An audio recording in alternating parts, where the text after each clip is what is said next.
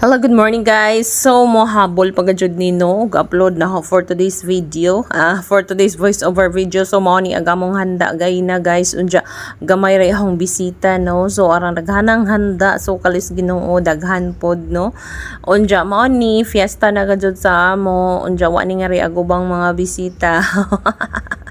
O di ba ang pinaka-importante nga naa ni nga riag kanang bisita sa ahong van.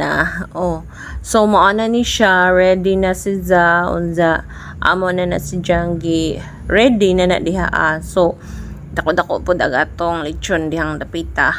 Unja daghan poy mga ginagmay-gagmay nga mga putahe. So salamat sa nagluto.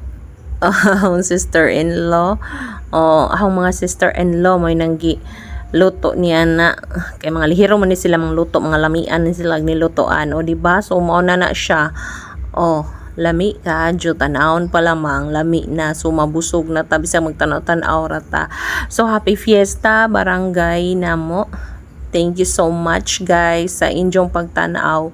So maora ni sa akong ika-voice over karon kay para na ako entry karong gabi na kay medyo wa jud koy na upload karong adlaw kay busy lagi tungod sa fiesta unja. Diyang dapitan naghinukaray nami kay magsugod na gajud ang hamong pagpangaon. So gamong bisita wahira kay syempre alas sanang oras sa alas 11 na nakapin, hapit na alas 12. So pagasugda na gajud ni nato sa atong pagampo no kay di sa tamukaon og di ta magampo. So maura ni si guys, uy happy fiesta sa amo. So bye.